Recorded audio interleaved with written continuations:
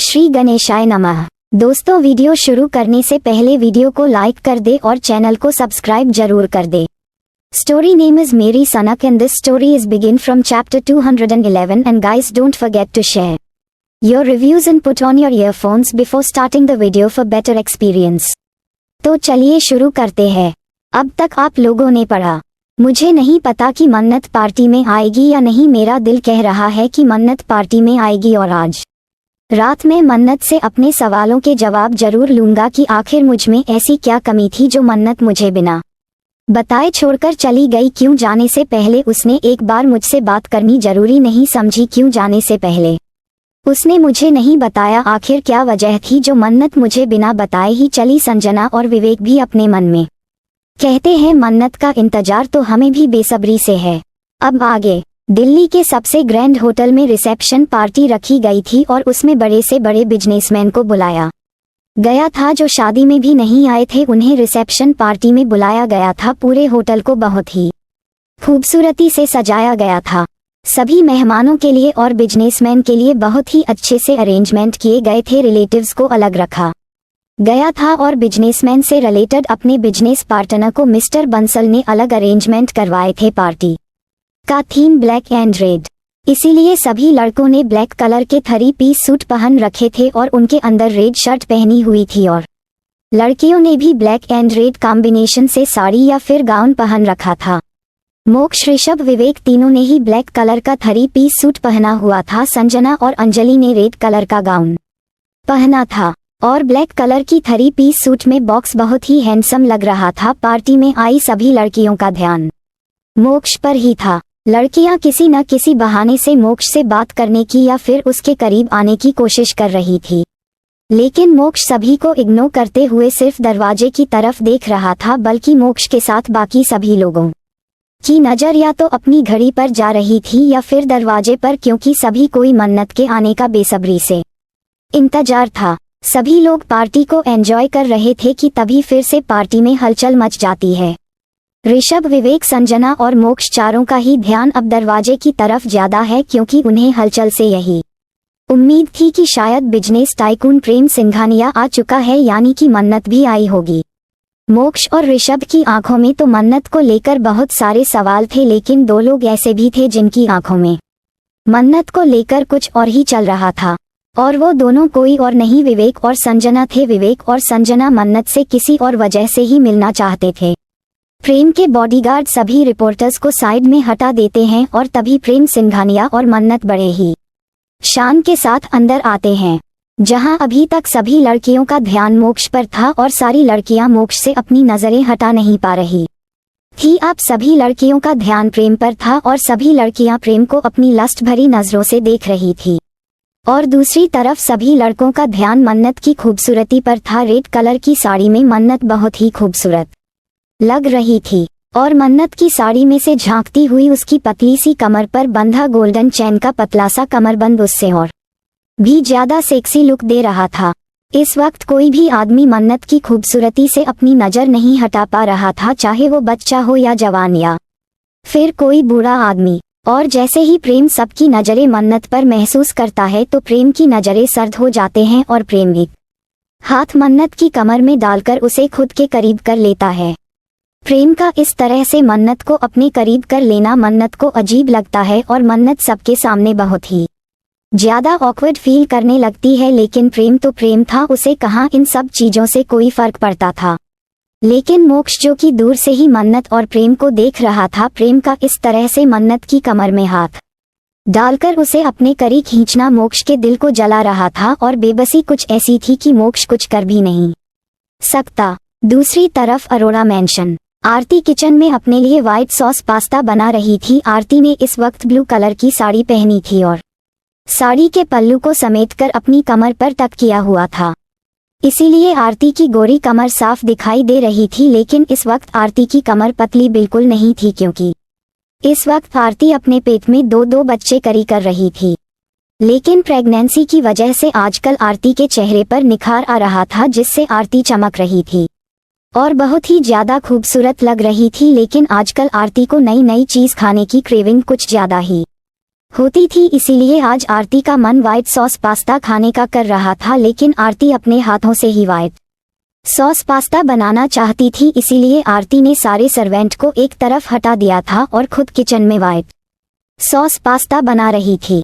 और सारे सर्वेंट अपनी डरी सहमी नजरों से अपनी लेडी बॉस को देख रहे थे। उन्हें डर लग रहा था कि अगर उनके बॉस आ गए और उन्होंने बॉस ने अपनी वाइफ को इस तरह से किचन में काम करते हुए देख लिया तो आज उन सभी की नौकरी तो जाएगी ही जाएगी, और उसके अलावा भी न जाने उन सबको क्या क्या झेलना पड़ेगा।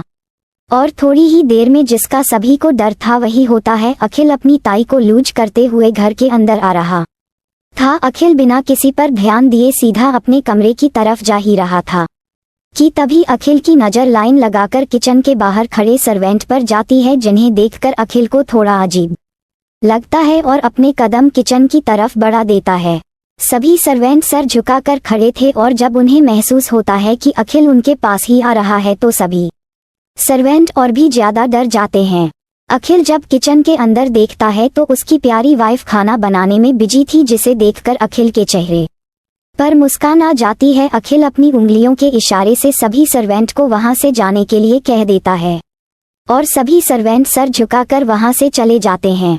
अब अखिल दरवाजे पर टेक लगाकर खड़ा था। उसने अपने दोनों हाथों को अपने सीने पर फोल्ड कर रखा था और दरवाजे से ही अपनी प्यारी बीवी को निहार रहा था। आरती अपना सामान लेने के लिए स्लिप के ऊपर रखे डिब्बे को उतरने लगते हैं, लेकिन वहां तक आरती का हाथ ही नहीं जा रहा था। आरती अपने पंजों पर खड़े होकर डिब्बा उतरने की कोशिश कर रही थी, लेकिन फिर भी उसका हाथ नहीं जा रहा था। और तभी एक हाथ आगे बढ़ता है और उसे डब्बे को उतार कर आरती के हाथ में दे देता है और आरती मुस्कुराकर सामने देखती है तो सामने अखिल खड़ा था, जिसे देखकर आरती का मुंह बन जाता है। आरती अखिल को इग्नोर करके वापस से अपना खाना बनाने लग जाती है और अखिल किचन में ही खड़े होकर आरती को देखने लगता है, जिससे आरती इरिटेट होकर अखिल से कहती है, आप मुझे ऐसी घूर घूर कर क्यों देख रहे हैं जैसे पहले कभी आपने मुझे ना देखा हो। अखिल, देखा तो बहुत है बीवी, लेकिन किचन में खाना बनाते हुए तुम्हें पहली बार देख रहा हूँ। आरती, क्योंकि मेरे बच्चों का मन है आज व्हाइट सॉस पास्ता खाने का, तो इसीलिए मैं अपने बच्चों के लिए खाना बना रही हूँ। अखिल, बीवी तुम बच्चों के बारे में कितना सोचती हो, थोड़ा उन बच्चों के बाप के बारे में भी सोच लिया करो।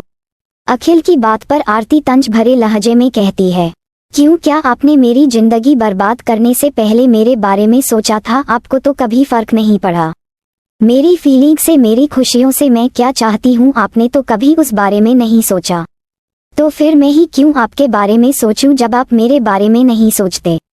आरती की बात पर अखिल को गुस्सा आ जाता है और अखिल आरती की बाजू को पकड़कर आरती को अपने करीब खींच लेता है और फिर आरती की आंखों में आंखें डालकर गुस्से से कहता है, आखिर कब तक तुम मुझे इसी तरह से सजा देती रहोगी? आखिर ऐसी भी क्या गलती करती मैं कि तुम दो प्यार के बोल नहीं बोल सकती मेरे से?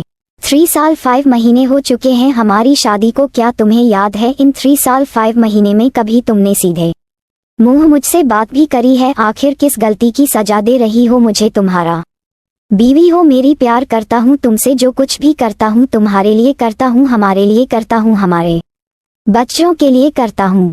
आरती गुस्से से अखिल से अपनी बाजू को छुड़ाते हुए कहती है, ऐसा आपको लगता है मिस्टर अखिल अरोड़ा कि आप जो कुछ करते हो हमारे लिए करते हो, लेकिन ये सच नहीं है। सच ये है कि आप जो कुछ भी करते हो अपने लिए करते हो। आपको जो पसंद आता है आपको वो हासिल करना होता है, फिर वो चाहे चीज हो या फिर इंसान, जैसे आपने मुझे जबरदस्ती हासिल किया है।